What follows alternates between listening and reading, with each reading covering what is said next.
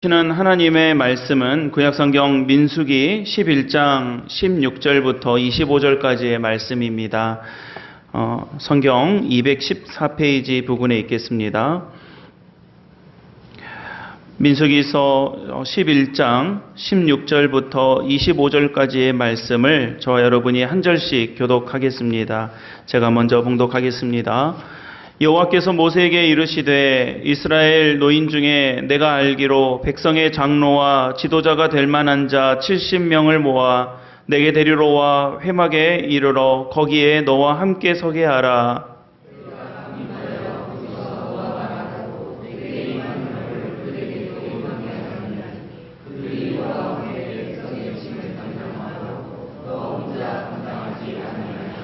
또 백성에게 이르기를 너희의 몸을 거룩히 하여 내일 고기 먹기를 기다리라. 너희가 울며 이르기를 누가 우리에게 고기를 주어 먹게 하랴.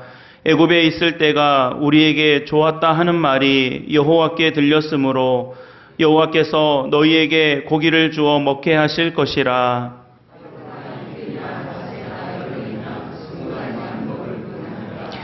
냄새도 싫어하기까지 한 달 동안 먹게 하시리니 이는 너희가 너희 중에 계시는 여호와를 멸시하고 그 앞에서 울며 이르기를 우리가 어찌하여 애굽에서 나왔던가 함이라 하라.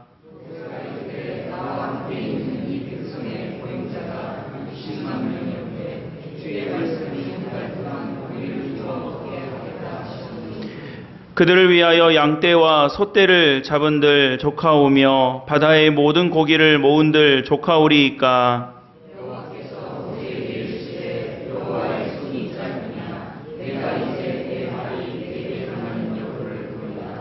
모세가 나가서 여호와의 말씀을 백성에게 알리고 백성의 장로 70인을 모아 장막에 둘러 세우매 여호와께서 구름 가운데 강림하사 모세에게 말씀하시고 그에게 임한 영을 70장로에게도 임하게 하시니 영이 임하신 때에 그들이 예언을 하다가 다시는 하지 아니하였더라. 아멘. 하나님의 말씀입니다. 오늘 주시는 이 말씀으로 말씀을 나눌 때 예배 자리에 나오신 우리 모든 믿음의 가족들에게 하나님의 말씀의 은혜와 또 성령의 은총이 함께 하시기를 간절히 바랍니다. 우리 옆에 있는 분들과도 반갑게 먼저 인사하겠습니다. 잘 오셨습니다. 반갑습니다. 귀한 예배 자리에 나오신 모든 분들을 환영합니다. 오늘은 민수기의 말씀으로 같이 말씀을 함께 나누겠습니다. 민수기라고 하면 백성 민자의 샘수자입니다. 그러니까 한자로 우리가 옮겨서 번역을 해서 그렇지 사실은 이제 이 민수기의 말씀의 핵심은 숫자, 백성의 수가 몇 명이냐라고 하는 것을 열심히 기록한 성경입니다. 게다가 숫자 세는 부분이 많이 나오기도 하겠지만 민수기에 가장 많은 내용을 차지하고 있는 부분은 이 광야에서 백성들이 어떻게 보냈던가라고 하는 것이 많이 기록되어 있습니다. 광야라고 하면 우리가 쉽게 떠올릴 수 있는 것은 사막인데 이 부족한 것 많은 사막에서 물도 없고 그늘도 없고 집도 없고 길도 없는 사막에서 오늘 말씀에 보면 60만 명이나 되는 이 백성들을 이끌고 나와서 그 광야를 지나갔어야 했으니 그곳에서 좋은 일, 좋은 소리만 있을리 만무했습니다. 그래서 우리의 인생을 이 광야에 빗대어 이야기하기도 하고요. 또 우리 이제 크리스찬들은 또 우리가 신앙의 어떤 측면에서 볼 때 광야를 잘 지나고 나면 우리의 믿음이 더욱더 견고해진다라고 하는 그런 생각으로 좀 광야의 여정을 힘들지만 그래도 우리에게 필요하고 좋은 것으로 또 여기는 그런 분위기도 또 없지 않아 있습니다. 그러나 여러분 실제로 광야는 정말 그 광야 자체만을 생각해 본다면 광야는 덥고 힘들고 더럽고 위험하고 지치고 그런 곳이 광야입니다.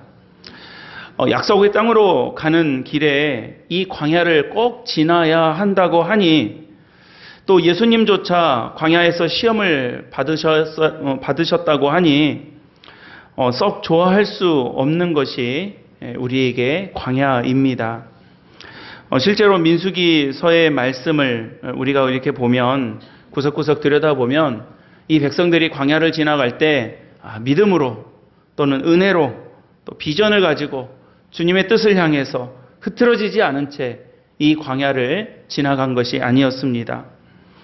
그 안에는 온갖 불평과 원망과 불만이 있었고 크고 작은 다툼과 아픔과 상처가 있었고 갈등과 대립이 아주 많았던 곳이 이 광야였습니다.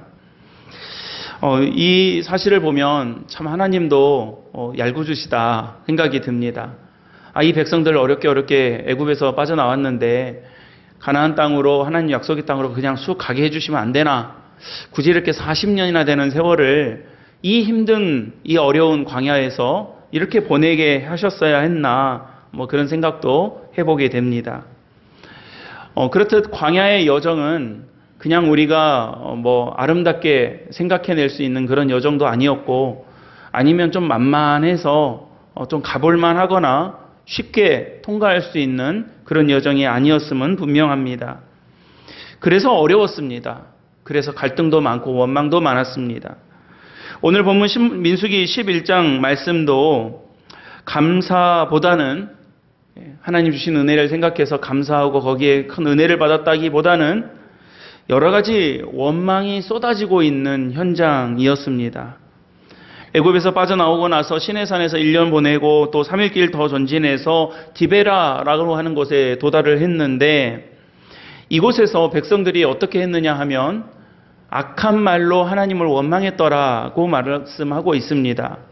여러분 오늘 같이 읽으셨던 성경 본문은 아니지만 11장 맨 앞부분 1절의 말씀을 한번 올라가서 한번 봐보시기 바랍니다. 11장 1절 말씀입니다. 우리 같이 읽어보겠습니다. 여호와께서 들으시기에 백성이 악한 말로 원망하매 여호와께서 들으시고 진노하사 여호와의 불을 그들 중에 붙여서 진영 끝을 사르게 하시매라고 합니다.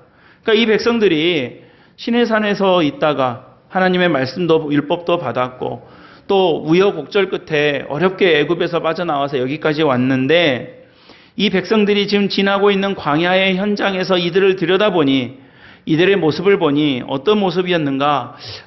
정말 지금까지 지나왔던 모든 삶이 하나님의 은혜였습니다. 이렇게 말하고 있는 것이 아니라 홍해를 우리가 건너왔습니다. 정말 우리가 못할 그런 놀라운 일들을 우리가 경험했습니다. 할렐루야입니다. 라고 하는 것이 아니라 지금 이 백성들이 하나님 들으시기에 악한 말로 원망을 쏟아내놓고 있더라는 것입니다.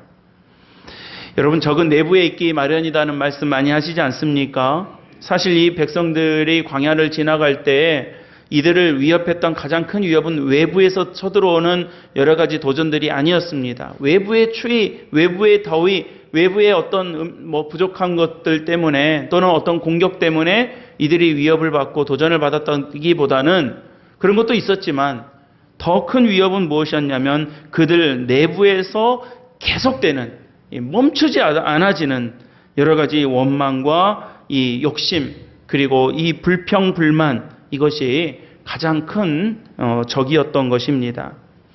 여러분 그래서 우리는 이 광야를 우리의 삶과 닮았다라고 말하고 있습니다. 여러분 우리가 천사처럼 살지 않습니다. 1년 365일을 우리가 살아가는 동안 하루하루 모든 것이 은혜라는 것을 알면서도 그 은혜 안에서만 살아가는 것이 아닙니다. 광야 같은 세상의 삶을 살아가면서 일주일 살아가면서도 우리가 어떨 때는 천국과 지옥을 오가면서 내 마음 어찌하지 못해 내 안에서 쏟아져 나오는 악한 말로 악한 생각으로 하나님 앞에 설 때도 참 많습니다. 교회는 어떻습니까 여러분? 교회는 천사들의 모임이 아닙니다. 아무 힘도 없고 아무 결도 없는 천사 같은 분들이 다 100% 모여서 우리가 천사 같은 말만 하고 천사 같은 감사만 하면서 모이는 공동체가 결코 교회가 아닙니다. 우리 안에 원망이 있습니다. 있을 수밖에 없죠. 힘드니까요. 원망이라는 말을 사전적인 의미로 보면 못마땅하게 여겨서 불평하고 미워하는 것이라고 정의를 내렸더라고요. 근데 저는 이 말을 어떻게 하다가 이게 퍼뜩 떠올라지는 게 원망인데 한자는 맞지 않지만 이렇게 떠올려 봤습니다. 망하기를 원합니다. 그러니까 성경에 여러 가지 보면 원망할 때 이 멸망의 벌들이 있지 않았습니까? 그러니까 여러분 우리가 원망하면 그렇다는 걸 알면서도 또 원망하고 하죠. 이 백성들이 지금 그렇습니다. 오늘 같이 좀 전에 읽으셨던 11장 1절부터 3절에도 그들이 원망 때문에 하나님께서 불을 내리셨는데 모세가 기도하여서 겨우 불을 끄게 됩니다. 그런데도 불구하고 또 이어지는 오늘 본문의 말씀을 보면 그들이 불평하고 원망하니까 모세가 어떻게 나오냐면 15절에서 나 못하겠습니다 라고까지 하는 것입니다. 민수기 11장 14절 15절 말씀을 제가 세 번역으로 읽어드리겠는데 한번 들어보시기 바랍니다. 저 혼자서는 도저히 이 모든 백성을 짊어질 수 없습니다. 저에게는 너무 무겁습니다. 주님께서 저에게 정말로 이렇게 하셔야 하겠다면, 그리고 제가 주님의 눈밖에 나지 않았다면 제발 저를 죽이셔서 제가 이 공경을 당하지 않게 해 주십시오 라고 합니다.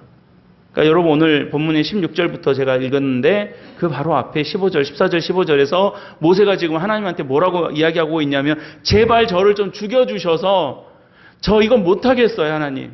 저 이거 너무 무거워요. 나 이거 못하겠습니다. 못 해먹겠습니다. 그러니 저를 좀 죽여주셔서 이 꼴 당하지 않게 해주시고 이 꼴 안 보게 좀 해주십시오. 이렇게 하고 있는 거예요. 그러니까 얼마나 무거웠는지 얼마나 정말 힘들었는지 이 모세의 마음이 그대로 느껴지는 본문입니다. 사람들은 쉽게 변하지 않습니다. 신앙이 성장하고 성숙하는 일도 결코 쉬운 일은 아닙니다. 물론 여러분 우리가 예수 그리스도를 주로 영접하고 구원을 받는 일은 우리에게 주어진 일회성인 하나님의 은혜입니다. 그러니까 여러분 어떤 분들은 가끔 그럴 때가 있어요. 목사님 제가 요즘 신앙생활이 조금 좀 잘 안 되고 신앙이 좀 무뎌져서 세례를 좀 다시 한번 받았으면 좋겠다는 거예요. 실제로 그런 분이 한두 분 계셨어요. 목사님 세례 한번 다시 받게 해주세요. 왜요? 그랬더니 요즘 좀 신앙생활 좀 제대로 다시 해보고 싶대요. 아니에요. 그러지 않으셔도 돼요. 하나님의 구원은 내가 예수 그리스도를 주로 영접하고 내가 세례 받으면서 하나님 앞에 고백함으로써 약속된 거예요. 된 겁니다. 그렇다고 자, 나 무슨 티켓 얻어낸 것처럼 나 구원 받았으니까 세례 받았으니까 내가 하나님 은혜 받았으니까 오케이 끝 하고 내 마음대로 살면 되느냐? 아니죠. 하나님의 은혜 안에서 사는 문제는 그 다음부터 이제 또 시작되는 우리의 과제예요. 내가 하나님의 은혜 안에서 살아가면서 하나님의 믿음의 은혜 안에서 점점 자라가고 성숙해가는 일은 그 다음 문제인 거예요. 그러니까 여러분 우리 모든 성도들에게 모든 하나님의 백성들에게 다 있는 이 과제가 믿음의 과제가 무엇입니까?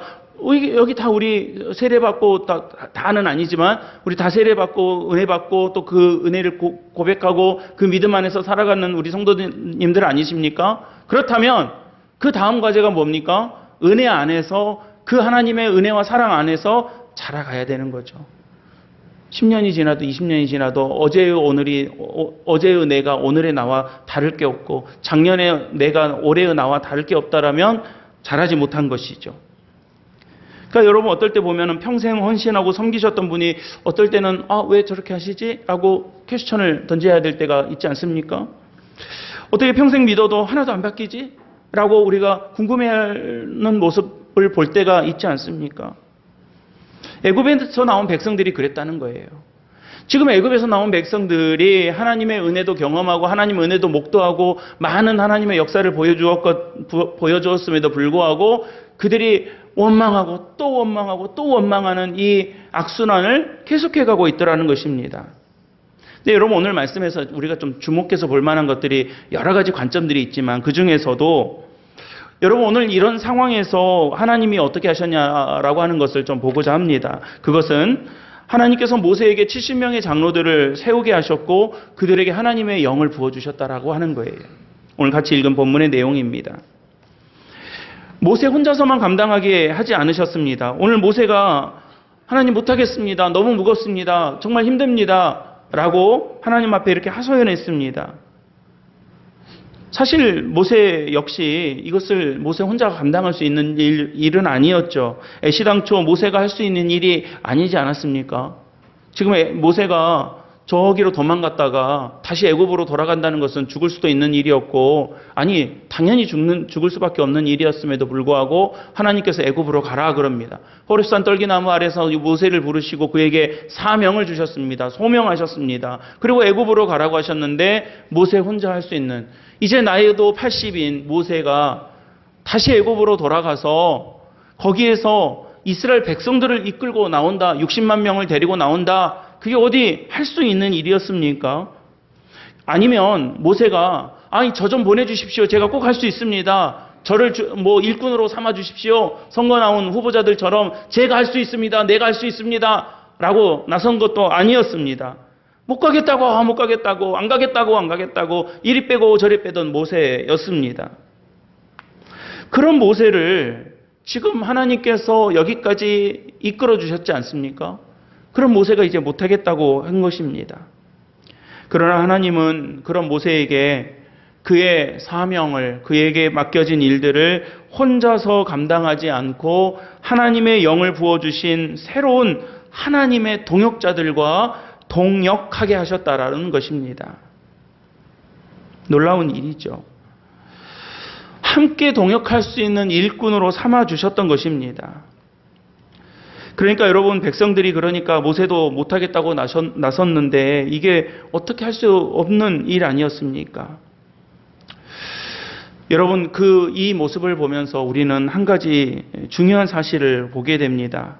그것은 백성 중 70명을 세워서 모세와 동역하는 일꾼으로 삼아주셨는데 이번에만 그런 것이 아니라 지금만 모세가 막 죽겠다고 그러니까 어쩔 수 없이 이번에만 어떻게 70명 붙여준 것이 아니라 성경에서 일관되게 보여주시는 하나님의 방법이 무엇이었냐는 것입니다. 그것은 하나님의 일은 절대로 한 사람의 능력자가 이루어내는 것이 아니라 하나님께서 부어주신 하나님의 영으로, 하나님의 은혜로 채워주신 하나님의 일꾼들이 동역하게 해서 이루게 하시더라는 것입니다.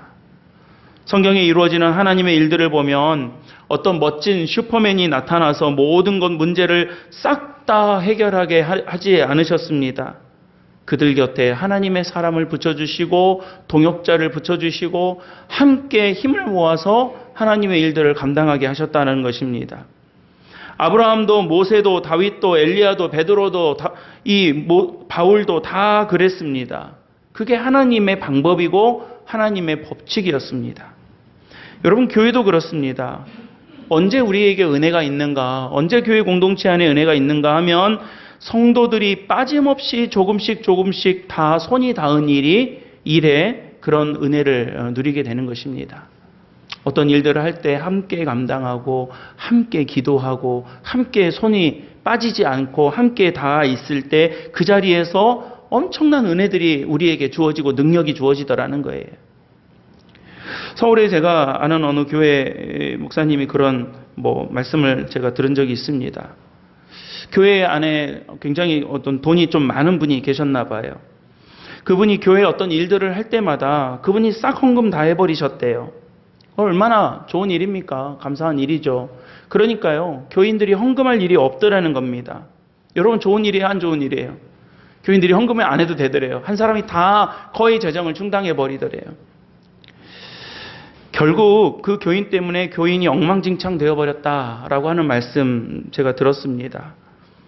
여러분, 교회는 움직일 수 있는 분들이 움직여주고 그렇지 않은 분들이 함께 기도해주고 격려해주고 많이 할 수 있는 분들이 많이 하시고 적게 할 수 있는 분들이 적게 하시면서 누구도 빠지지 않을 때 뭐가 드러나는 줄 아세요? 하나님의 능력이 드러나는 거예요. 사람의 능력 드러내자고, 사람의 힘 드러내자고 우리가 모여있는 것이 아니라 사람의 능력을 쌓고 쌓아서 우리의 능력이 드러나면 그 바벨탑 쌓는 거죠. 근데 여러분, 하나님의 능력을 어떻게 해서 드러나게 합니까? 내가 할 수 있는 만큼 해서, 내가 되면 되는 대로, 안 되면 안 되는 대로, 내가 손 놓지 않고, 내가 하나님의 일에 손 빼지 않고 끝까지 우리가 함께 동역할 때 그 자리에서 인간의 힘은 아무것도 아닌데, 인간의 능력은 아무것도 아닌데 그 자리에서 우리가 함께 마음을 모으는 자리에서 뭐가 드러나냐면 하나님의 능력이 드러나 버리더라는 거예요. 사랑하는 우리 성도 여러분, 사귑교회가 하나님의 능력이 드러나는 믿음의 공동체 되기를 간절히 축원합니다. 우리만 그럴 게 아니라 이 땅의 많은 교회들이, 주님의 몸된 교회들이 우리 능력 드러내는, 우리 교인 몇 명이에요? 우리 재정 얼마예요? 우리 사람들 몇 명 모여요? 우리 교회 누구누구 있어요? 이거 자랑할 교회가 아니라, 하나님, 우리 아무 능력 없고 힘 없고 우리 모이는 거 이만큼이 전부이지만 우리가 힘 모아서, 우리가 마음 모아서, 우리가 기도 모아서 하나님 앞에 섰더니, 겸손히 섰더니 이곳에서 하나님의 능력이 드러났습니다. 할렐루야. 이 믿음을 고백할 수 있는 믿음의 공동체가 되기를 바라는 거예요. 제가 오늘 아침에 성가대가 연습하는 것을 제 방에 앉아 있으면 이렇게 앉아서 들어요. 성가대 오늘 하나, 둘, 셋, 넷, 5명. 5명 서 있어요. 약한 성가대죠. 성가대가 5명, 파트가 4개인데 대원이 5명이니까 오늘 파트 2개로 했나요? 그럼 2파트니까 2명, 3명. 소프라노 여자 3분, 남자 2분 뭐 이렇게 섰습니다. 그럼 좀 약하죠. 많지 않아요. 그런데 제가 한편으로 이런 생각도 해봤어요. 제가 우리 목사님들끼리는 서로 이제 교회 사정 이야기하고 같이 기도하고 하니까 우리 교회, 우리 노회에 28개, 기장교회 28개가 있는데 성가대가 주일 예배 때 성가대 찬양하는 교회가 11개 교회예요. 생각보다 적죠. 많지 않아요. 네. 그 생각도 해보고요. 또는 반대로, 우리 성가대원들이 좀 더 있어서 좀 더 이렇게, 더 파트도 나눠지고 더 이렇게 웅장한 찬양했으면 좋겠다. 뭐 그런 욕심도 왜 없겠습니까? 근데 그게 중요한 게 아니더라고요. 제가 오늘 아침에도요, 이렇게 앉아서 듣고, 주일 아침이면 성가대가 제 옆방에서 이렇게 연습할 때, 그거 들려오잖아요. 그러면 그 1시간 동안 연습하는 가운데, 소리가 점점 좋아지는 게 들려요. 처음에는, 안 맞아. 이렇게 오늘 어떻게 하시려고 저러나? 그랬다가, 한 30분 연습하고 1시간 연습하면 이제, 참, 은혜스럽게 찬양이 잘 준비됐구나. 이렇게 생각하고, 이제 저랑 같이 기도하고, 이제 성가대 올라오시는 거죠. 그러니까 여러분, 뭘 보자는 겁니까, 우리가? 뭘 보는 거예요? 연약해요, 약해요, 분명해요. 그러나 같이 기도하고, 이렇게 제가 옆에서 들으면 이제 기도하고 시작하시잖아요, 대원들끼리. 같이 기도하고, 하나님께 도움을 구하고, 또 연습하고, 그렇게 해서 하면서 뭐가 드러나는 거예요? 하나님 역사하시는구나. 하나님 도와주시는구나. 이걸 보는 거예요. 성가대가 5명이냐, 50명이냐가 중요한 게 아니라 그 5명이 모여서 정말 하나님을 의지하는 마음으로 주님께 찬양을 올려드릴 때 우리 온 성도들도 같이 은혜 받고 저도 은혜 받고 하나님께 영광되고 뭐가 드러나게 되는 거예요? 우리는 아무 공로 없으나 우리는 아무 능력 없지만 우리 아무 힘이 없지만 우리를 통해서 하나님이 하나님의 능력을 우리에게 이렇게 드러내 주시더라는 거예요. 그러면 된 거예요. 여러분, 하나님의 일은, 하나님의 능력은 우리 힘을 기반으로 해서 하는 것이 아니라 하나님의 능력을 기반으로 해서 이루어지는 것입니다. 그래서 오늘 광야에서 이 백성들이 원망하고 불평하고 원망하는 가운데서 하나님, 모세에게 하나님의 장로 이 70명을 세워주시는 이 일을 통해서 오늘 우리가 좀 2가지 마음속에 잘 담을 수 있는 2가지 사실을 좀 확인해 보았으면 합니다. 하나는요, 내가 하나님의 일들을 감당하려고 할 때 그 일을 돕는 사람을 꼭 하나님께서 붙여주신다라고 하는 사실이에요. 내가 내 일을 돕는 하나님의 사람들이 반드시 있다는 것입니다. 하나님께서 도와주신다는 겁니다. 여러분, 많은 일들을 하다 보면요, 꼭 필요한 사람을 붙여주실 때가 많이 있습니다. 방해하고 싫어하는 사람이 왜 없겠습니까? 우리가 어떤 일들을 감당할 때, 특히 하나님의 일들을 감당하려고 할 때 반드시 시험과 도전은 있기 마련이에요. 여러분, 세상과 반대로 방향으로 가려고 하는데 왜 저항이 안 생기겠습니까? 내가 세상의 뜻을 따라가지 않고 하나님의 뜻을 따라가겠다는데 왜 거기에 저항이 안 생기겠습니까? 저항이 생기죠. 여러분, 내가 어떤 일들을 하는데 아무 저항도 안 생기고 아무 반발도 안 생기면 이거 내가 제대로 하나님의 원대로 가고 있나 한번 생각해 봐야 되는 것입니다. 반대로 믿음의 길을 가려면 반드시 저항이 생길 수밖에 없습니다. 그래서 거기에서 좌절하기도 하죠. 모세도 여러분 지금 이 광야에서 얼마나 힘평겨 하고 있습니까?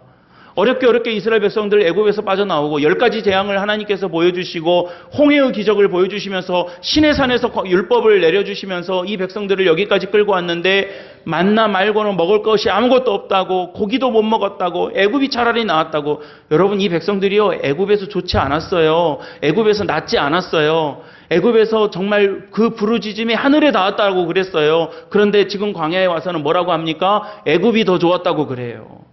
이게 사람의 모습이에요. 애굽이 훨씬 나았대요. 이제 와서는. 그러지 않았더라는 거예요. 여러분, 이 백성들을 보면서 모세가 어떤 자괴감에 빠졌을지, 어떤 절망과 실망에 빠졌을지 뻔히 우리가 알 수 있을 것 같습니다. 그래서 여러분, 모세도 못하겠다고, 정말 못하겠다고 지금 하나님 앞에 하소연하고 있는 것 아닙니까? 그런데 그 와중에도 반드시 하나님께서 어떤 식으로 길을 열어주셨습니까? 하나님께서 동역할 수 있는 사람들을 보내주셨다라는 것입니다. 그리고 무엇보다도, 누구보다도 하나님께서 나의 조력자가 되어주셨습니다. 하나님께서 나와 동행하시고 나를 도와주십니다. 하나님이 나의 하나님 되심의 가장 큰 이유가 무엇입니까? 사람은 도와주기도 하고 안 도와주기도 합니다. 뭐가 맞으면 도와주고 안 그러면 등 돌립니다. 그게 사람이에요. 그러나 하나님께서 나의 하나님 되신다는 것은 무엇입니까? 변함없이 나를 도와주시는 거예요. 변함없이 나와 동행하시는 거예요. 여러분, 내가 하나님의 일들을 감당하려고 할 때, 내가 믿음으로 살려고 할 때 내 힘으로 안 돼요. 내 능력으로 안 됩니다. 내 실력으로 안 됩니다. 그런 나를 하나님께서 어떻게 하신다고요? 도와주신다는 거예요. 시편 54편 4절 말씀에 하나님은 나를 돕는 이시며 주께서는 내 생명을 붙들어 주시는 이시니이다 고백합니다. 시편 118편 13절에 그들이 나를 밀쳐 넘어뜨리려 하였으나 여호와께서는 나를 도와주셨도다라고 합니다. 여러분, 시편 이거 말고도요 100개는 넘어요. 수많은 고백들이 다 무엇을 고백하고 있냐면 주께서 나를 도와주셨습니다 라고 고백하고 있어요. 여러분, 성경 말씀 잘 보세요. 주께서 내가 고난을 당하지 않게 하셨도다 한번 찾아보세요. 그러지 않았어요. 뭐라고 말하고 있습니까? 내가 고난 안 당하게 해주셨습니다. 고난을 겪지 않게 해주셨습니다 라고 하는 것이 아니라 수많은 고백들은 어떻게 고백을 하고 있냐면 주여 내가 고난을 당했지만 주께서 나를 도와주셨습니다. 이렇게 고백하고 있는 거예요. 여러분, 오늘 여기 계신 우리 예배자들 가운데 혹시 지난주에 나 아무런 고난, 아무런 시험, 아무런 도전 그냥 평탄하게 한 주간 살다 오신 분 계십니까? 손가락 까딱 해보시기 바랍니다. 나름의 일주일간의 씨름을 하고 살아오신 거예요. 나름의 일주일간의 이 몸부림을 치고 오늘 이 자리까지 오신 거예요. 저는 강단에서 말씀 전하니까 여러분들을 이렇게 마주대하잖아요. 여러분들은 한쪽 방향으로 보지만 저는 마주대하잖아요. 좀 목사가 좋은 것 중에 하나는 강단에 서서 이렇게 여러분들 한꺼번에 볼 수 있는 게 부담스럽기도 하지만 참 기쁘고 감사해요. 그래서 여러분 강단에 딱 설 때마다 정말 서기 직전까지 초긴장이에요. 여러분 저 안 그렇게 보이실지 몰라도 초긴장으로 앉아있다가 종 땡치로 나오면서부터 이제부터는 하나님 마음대로 하십시오 하고 저도 의지하고 붙들려서 하는 거예요. 네, 여러분 제가 참 감사하게 제가 은혜를 고백할 수 있는 게 뭐냐면 우리 성도님들, 장로님들, 집사님들 지난주에 거기 계셨는데 이번 주 또 거기 계시고 저 지난주 거기 계셨는데 오늘 또 여기 계시고 그러면요 하나님 감사합니다 소리가 절로 나와요. 하나님 감사합니다 절로 나와요. 하나님 우리 성도님들 그 소소한 삶의 사정사정까지는 다 모를지라도 지난 한 주간 동안 지난 한 달 동안에 어찌 살면서 몸부림치면서 우리의 삶의 자리를 살아오다가 그리고 주께서 도우셔서 주께서 함께 하셔서 주일 이 예배의 자리에 다시 오게 하시고 이 자리에 앉게 하시고 오늘 방문하신 분들도 축복합니다. 어찌해서 하나님께서 인도하시고 도우셔서 이 자리에 와서 함께 예배할 수 있고 은혜를 나눌 수 있게 도와주신 거예요. 저도 마찬가지예요. 저도 여러 가지 일들이 지난주에 있었어요. 하나님께서 도우셔서 오늘 이 자리에 서서 함께 말씀 나누고 함께 은혜 나누고 말씀 선포하고 우리 성도님들과 더불어서 오늘 주일 예배를 이렇게 같이 드릴 수 있게 된 거예요. 너무너무 감사해요. 너무너무 감사해요. 하나님 그렇게 우리를 도와주시고 도울 수 있는 사람을 붙여주시고 도울 수 있는 나를 도우시는 하나님의 방법을 내게 붙여주실 때에 우리가 무엇을 고백할 수 있는 것입니까? 나 아무 고난 없었어요. 나 아무 힘든 거 없었어요. 라고 할 수 있는 것이 아니라 어려웠는데 힘들었는데 고난이 있었는데 하나님이 도와주셔서 내가 이 일들을 이겨낼 수 있었습니다. 라고 고백할 수 있게 하셨다라는 거예요. 사랑하는 우리 믿음의 가족 여러분, 도우시는 하나님을 꼭 바라보시기를 주님의 이름으로 간절히 축원합니다. 도와주십니다. 도와주셔요. 내 힘은 내가 아무리 힘을 키우고 능력을 키워도 내 힘은 내 인생을 책임지지 못합니다. 그러나 살아계신 하나님께서 저와 여러분들을 도와주시니 우리가 감당할 수 있을 줄로 믿습니다. 그 은혜 가운데 살아 승리하시는 우리 귀한 믿음의 가족들이 다 되시기를 예수님의 이름으로 간절히 축원합니다. 한 가지만 더 보자면요. 하나님께서는요. 내가 앞에 우리 제가 앞달락에서는 뭘 고백했습니까? 나를 도와주신다고 했어요. 그렇다면 두 번째는 무엇입니까? 내가 누군가를 도울 수 있는 역할을 하게 해주셨다는 거예요. 마음속에 잘 담아보시기 바랍니다. 오늘 70명의 사람들을 모세로 하여금 불러서 하나님 앞에 서게 합니다. 70이라는 숫자의 의미가 있겠지만 오늘은 그 말씀은 좀 생략하겠습니다. 근데 여러분 70명 안에 부름받은 백성들에게 하나님께서 어떤 조치를 취하셨느냐 하면 한마디로 말하면 그 하나님의 영을 부어주셨어요. 그러니까 70명은 오늘 말씀해 보면 너희 중에 연로한 70명의 원로들을 데리고 오라고 그럽니다. 그러니까 여러분 뭐 전성기에 팔팔한 사람들도 아니고 좀 힘이 없는 분들을 데리고 나와라 그렇게 한 겁니다. 근데 이 사람들에게 70명에 되는 백성들에게 하나님께서 어떤 이 모세를 돕기 위해서 부른 사람들 아닙니까? 근데 이 모세를 통해서 모세와 더불어서 하나님의 일들을 하게 하신 사람들에게 하나님께서 어떤 조치를 취하셨냐면 하나님의 영을 부어주세요. 성령을 부어주시는 거예요. 25절 말씀인데요. 여러분 25절 말씀은 같이 한번 읽어보겠습니다. 24절, 25절 두 절 나란히 한번 읽어보시죠. 시작. 모세가 나가서 모아 장막에 둘러 세우매 여호와께서 구름 가운데 강림하사 모세에게 말씀하시고 그에게 임한 영을 70장로에게도 임하게 하시니 여기까지요.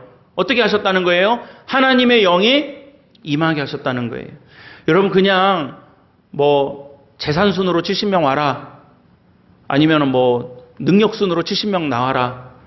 아니면 뭐 어떤 사회적 뭐 위치 순으로 70명 나와라. 이렇게 한 게 아니라 하나님께서 모세에게 불러서 모세를 통해서 70명이 나오게 하셨는데 그 사람들이 어떤 일들 모든 일들을 감당해 계시냐면 하나님의 영이 임하여서 하나님의 일들을 하게 하셨다라고 하는 것입니다. 하나님의 영이 함께 하시니 하나님의 일을 하게 할 수 있게 하시더라는 겁니다. 하나님의 일은 실력으로 하는 것이 아닙니다. 성령의 도우심과 은혜로 할 수 있는 것입니다. 여러분 말 잘하는 사람이 설교하고 전도하지 않습니다. 노래 잘하는 사람이 성가대하지 않습니다.